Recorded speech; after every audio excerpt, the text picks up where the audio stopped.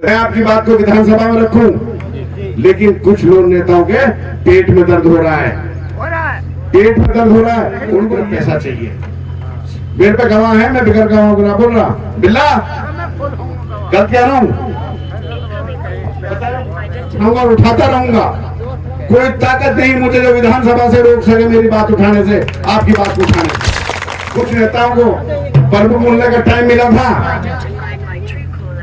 उन्होंने किस तरह, अभी मेरे साथ सरपंच बैठे हैं, मेरे पास गवाह भी बैठे हैं, उनकी गाड़ियों में कहती रखे रहती थी। सरपंच ने कितनी WBM डाला खोल तो ये कहता आप ये कहना चाहिए तो साकिब कि आपके भाई निरोधी कर दो इसे, तो कर तो ना कह रहा भाई मैं,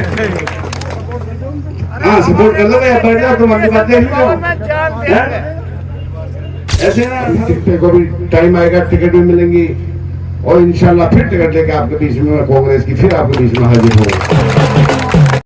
खुदा ने मुझे इज्जत दी, आप लोगों के बगैर कोई मैं फैसला ऐसा नहीं लूंगा। कल को आप ये कहो कि आपने फैसला कैसे ले लिया, सब भाइयों से पूछ के जो भी बड़े फैसले होंगे बगैर आप लोगों को वो फैसला मैं नहीं लूंगा। बाकी आप लोगों ने जिस तरह से, मैं समझ सकता हूँ कि बारूद के गुम्बद पर आप बैठे हो, यहाँ नेतागिरी बहुत है, यहाँ बहुत झूठे केस 307 मनवाए जाते हैं, बहुत लोग के घर बर्बाद हो गए, जमीन बच गई, बहन बेटियों की जेवर तक बिक गया। इंशाअल्लाह मुझे वक्त मिला एक भी झूठा केस आपका यहाँ दर्ज नहीं हो। हिम्मत नहीं, ताकत नहीं, किसी को जबरदस्ती थाने में बुला दिया जाए, बंद कर दिया जाए, किसी के पास झूठी एप्लीकेशन देके केस दर्ज कर दिया, वो दिन कभी आप लोगों को नहीं आएगा जब आप लोग इस चीज से पीड़ित हो। मैं देख रहा हूँ एक आदमी 4-4, 6-6, 307 लगवा रहे हैं, उनको तुड़वाने में उनकी जिंदगी गई और झूठे केस, कहीं डॉक्टरों से कहीं किसी से मिलजुल के।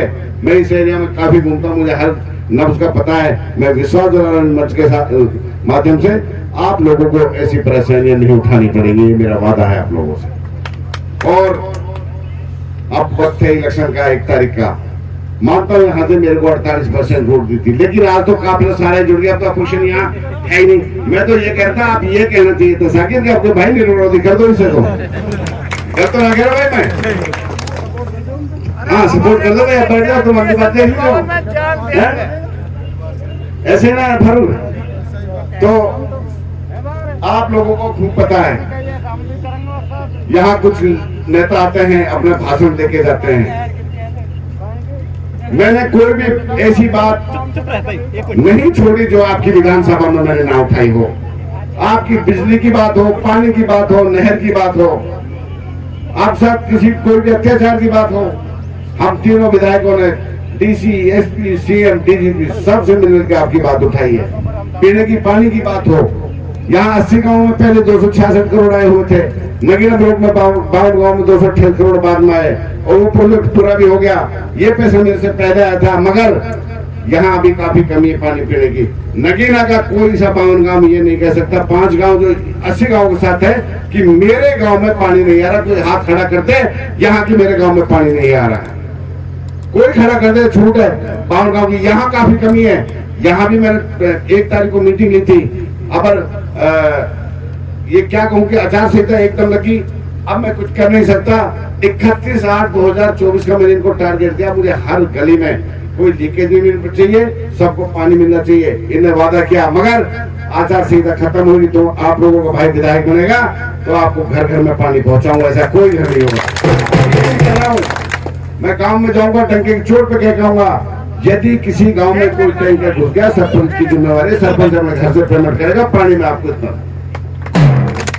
मैं आपकी बात को विधानसभा में रखूं, लेकिन कुछ लोग नेताओं के पेट में दर्द हो रहा है, पेट में दर्द हो रहा है। उनको ये नहीं कि मेवात में किस तरह से पिछड़ा हुआ है, मेवात की बातों को उठाना तो उनको समर्थन करना चाहिए, जबकि वो पब्लिक में आगे नहीं तरह तरह की बातें करते लोगों को गुमराते हैं। कुछ नेताओं को पर्व बोलने का टाइम मिला था,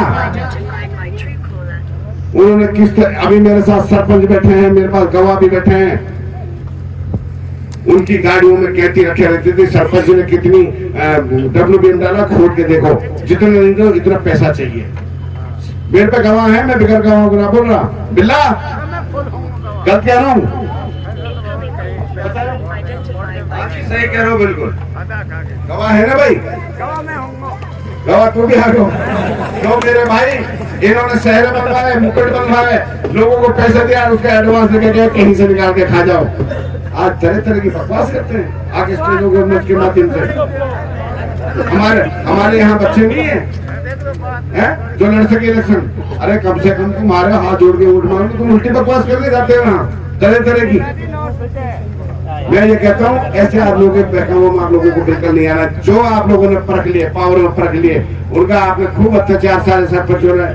मेरे नवीन आप लोगों ने खासकर सहन किया था। आजाद सरपंच है इसका रेड्डी का, उस टाइम वो भी सरपंच था, उसको भी बुला लो, वो भी हो तो यहाँ वो खूब रोता था करके हमारे साथ के सब अत्याचार, और हमें 10 लाख दिया जाता, दूसरे कितना एडवांस हमको वापस ले दिया जाता पैसा। मैंने कम से कम 15-20 करोड़ रुपए बांटा है सरपंचों को गांव में। कोई एक हाथ खड़ा कर दे कि आज तक विधायक ने ये कहा हो तो कोई कमीशन लौटा दे दे, कोई एक भी, सबकी पूरी छूट है पूरे मेवात। तो मैं ये कहता हूँ कि आप लोगों के लिए खड़ा हूँ, खड़ा रहूंगा। आप लोगों की विधानसभा में उठाऊंगा और उठाता रहूंगा। कोई ताकत नहीं मुझे जो विधानसभा से रोक सके मेरी बात उठाने से, आपकी बात उठाने से। वो मेरी बात की आवाज होती है, मेवात की आवाज होती है, मेरे आवाम की आवाज होती है। चाहे मेरे साथ कोई कितना अत्याचार कर ले, चाहे कितना ही मुझे सता ले, आप लोगों ने मुझे जिम्मेवारी एमएलए की दी, उसको निभाऊंगा, निभाता रहूंगा। आने वाला टाइम इंशाल्लाह कम नहीं हूँ, दिल्ली में भी आपके लिए मंत्रालय के लिए लड़ूंगा, तो मैं यहाँ से मेरे को विधायक बना के एक बार मंत्रिमंडल में मौका मिल जाए, आपके 50 साल जो पिछले हो इंशाल्लाह 5 साल में बराबर करूंगा।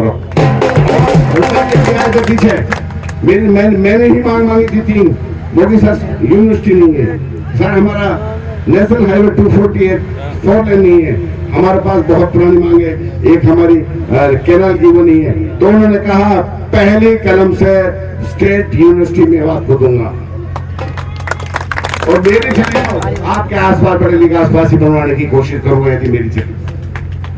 आपको पहली कलम से नेशनल हाईवे 248 दूंगा, आपको पहली कलम से मेवात कैनाल जो बहुत पुरानी मांग वो दूंगा।